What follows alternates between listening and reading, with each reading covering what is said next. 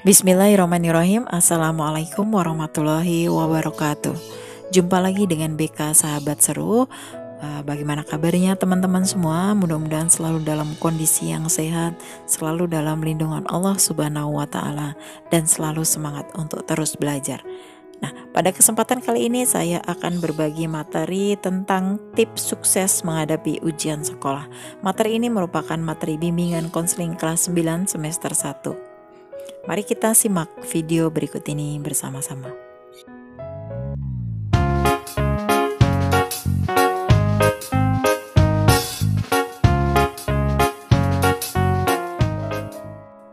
Kita akan memulai dari pengertian ujian sekolah. Ujian sekolah adalah kegiatan pengukuran pencapaian kompetensi peserta didik yang dilakukan oleh satuan pendidikan untuk memperoleh pengakuan atas prestasi belajar dan merupakan salah satu persyaratan kelulusan dari satuan pendidikan. Mata pelajaran yang diujikan adalah seluruh mata pelajaran yang diajarkan di satuan pendidikan tersebut. Adapun manfaat penyelenggaraan ujian sekolah adalah sebagai berikut. Yang pertama, pemetaan mutu satuan pendidikan. Kemudian yang kedua, penentu kelulusan peserta didik dari program atau satuan pendidikan. Yang ketiga, pembinaan dan pemberian bantuan kepada satuan pendidikan dalam upaya untuk meningkatkan mutu pendidikan. Penyelenggaraan ujian sekolah diharapkan dapat memberikan dampak positif untuk meningkatkan kualitas pendidikan nasional melalui tujuan diselenggarakannya ujian sekolah. Yang pertama, mendorong siswa suka untuk belajar. Kemudian yang kedua, mendorong guru untuk menguasai kompetensi. Dan yang ketiga, memberikan informasi detail dan pencapaian kompetensi yang dicapai. Berikut ini ada beberapa kiat sukses menghadapi ujian sekolah. Dengan semakin dekatnya ujian sekolah, maka diperlukan kiat yang efektif dan efisien. Efektif dalam arti kiat-kiat ini bila dipraktikkan akan dapat memberi efek positif bagi kemajuan hasil belajar siswa. Sedangkan efisien dalam arti waktu yang masih ada dapat dimanfaatkan secara maksimal. Adapun kiat-kiat praktis untuk meraih kesuksesan dalam menempuh ujian sekolah adalah sebagai berikut.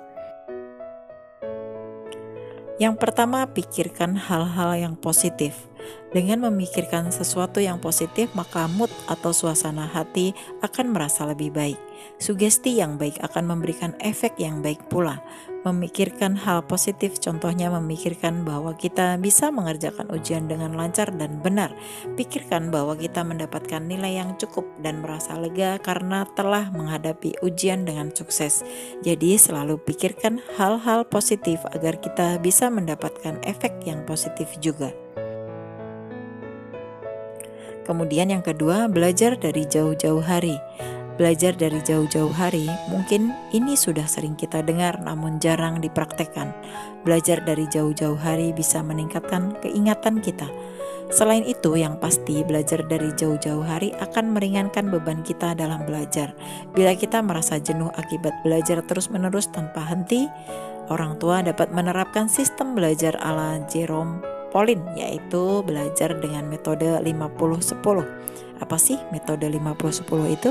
Nah, metode tersebut mengalokasikan waktu belajar selama 50 menit, kemudian diselingi waktu istirahat selama 10 menit.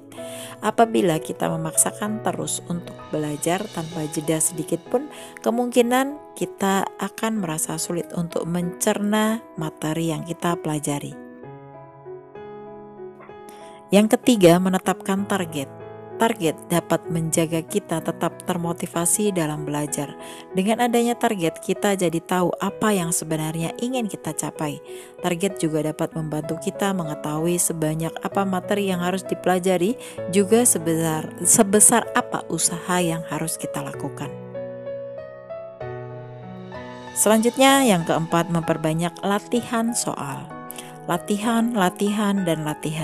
Latihan soal itu penting karena dapat meningkatkan kemampuan kita untuk menjawab berbagai jenis soal yang memungkinkan akan diujikan.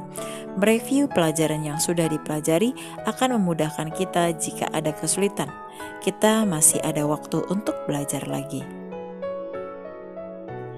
Yang kelima, istirahat yang cukup. Istirahat merupakan hal yang harus dilakukan ketika kita akan melaksanakan ujian. Hal ini dilakukan bertujuan untuk mengurangi resiko tidak enak badan atau bahkan sakit. Istirahat bisa dilakukan dengan berbagai macam, seperti diam di rumah, tidak melakukan aktivitas yang berat, dan tidur. Dengan istirahat yang cukup, tubuh akan terasa semakin segar dan terhindar dari rasa kelelahan. Maka dari itu, sebelum melaksanakan ujian, tubuh harus diistirahatkan dengan cukup agar kita bisa melaksanakan ujian dengan maksimal. Selanjutnya yang keenam, mengkonsumsi makanan sehat dan bergizi. Ujian merupakan hal yang penting untuk diikuti, maka dari itu berbagai macam penghambatnya seperti sakit harus kita minimalisir. Salah satu cara untuk meminimalisir penyakit yaitu dengan mengkonsumsi makanan yang sehat dan bergizi. Kemudian yang ketujuh, refreshing. Refreshing juga merupakan komponen yang harus kita lakukan ketika kita hendak melaksanakan ujian. Mengapa demikian?